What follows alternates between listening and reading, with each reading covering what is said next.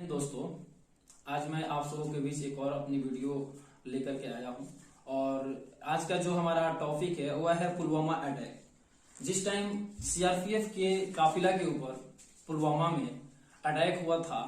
जिसमें एक विस्फोटक भरी कार ने आकर के और हमारे सीआरपीएफ के जवानों के बसों के ऊपर टक्कर मार दी और उससे इतना ज्यादा विस्फोट हुआ था कि लगभग श्रीनगर के आसपास में 30 किलोमीटर दूर तक की एरिया जो है वो पूरी हिल चुकी थी। उसमें शहीद हुए हमारे 40 सीआरपीएफ के जवानों को मैं आज अपनी नम्र आंखों से श्रद्धांजलि अर्पित करता हूं। पुलवामा अटैक आज से करीब 3 साल पहले 14 फरवरी 2019 को हुआ था। उसकी फर्स्ट बरखी हम लोग 2020 में मनाए थे। जब हम लोग उसकी फर्स्ट बरखी 2020 में मनाए, उस टाइम जो हमारे 40 सीआरपीएफ के जवान शहीद हुए थे, उनकी यादों में पुलवामा में एक शहीद स्मारक का निर्माण हुआ। उस स्मारक की एकमात्र खासियत है कि अपने इंडिया में जितनी भी शहीदों के लिए स्मारक बनी हुई है, उससे वह अलग हटके है। क्यों है, मैं आप लोगों के बीच आज प्रस्तुत करना चाहूंगा। वो जो स्मारक बनी हुई है, उसमें शहीद हुए पुलवामा में 40 सीआरपीएफ के जवानों के आंगन की मिट्टी को ला करके और जो स्मारक बनी है उसकी जो सेंटर होती है, जहां पे जो है उसकी आस्था को अर्पित की जाती है, वहां पे एक घड़ा में भर करके रखा गया है, ताकि उन शहीदों के पूरे परिजनों को जब भी कोई वहां पर देखने जाए कि हाँ वो अटैक कैसे हुआ था, तो पूरे परिवार की संवेदना लोग व्यक्त कर सके और उन जवानों को जो है श्रद्धांजलि अर्पित कर सके और यह एक यादगार चीज हो कि हाँ यहाँ पे जो है जिस टाइम अटैक हुआ था वह एक इतनी सेंसिटिव मामला था कि उसको कभी व्यक्त अपने शब्दों में कोई कर नहीं सकता है। शहीदों के याद में पुलवामा में जो स्मारक बनाया गया है, उसमें उन 40 सीआरपीएफ के जवानों का नाम इंगित है जिन्होंने अपनी अहम बलिदान दिया। और उसके आसपास में जितनी भी सारी जंगलें, पुलवामा के आसपास में जितनी भी सारी जंगल है, उस सभी जंगलों के नाम चेंज करके और उस पूरी जंगल का नाम जो है शहीद वन के नाम पर रख दिया गया है, ताकि जब भी कोई वहां पर जाए और उन जंगलों के नाम के बारे में यदि कोई डिस्कस करे वहां के आम लोगों के बीच, तो वे लोग यदि उस जंगल का नाम यदि शहीद वन रखेंगे तो उससे पूरी दुनिया में यह संदेश जाएगा कि यहाँ पे आज से कुछ वर्ष पहले हुई पुलवामा अटैक, जिसमें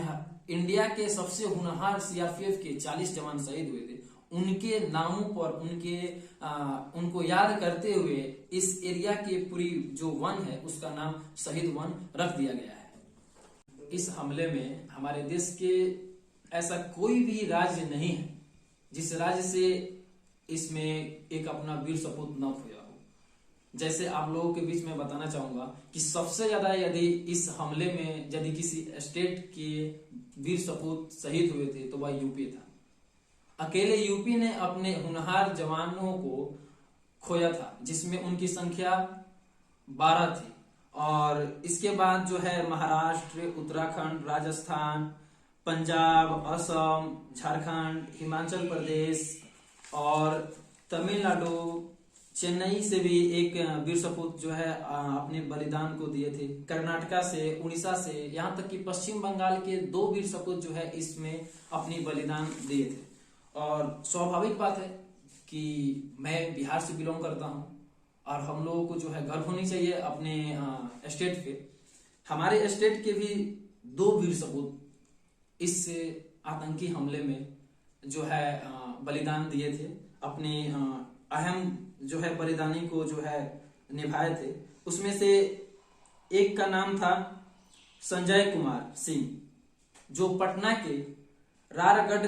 गांव से बिलोंग करते थे, और दूसरे का नाम रतन कुमार ठाकुर था, जो कि भागलपुर के एक छोटे से गांव रतनपुर गांव से बिलोंग करते थे। हालांकि दोस्तों,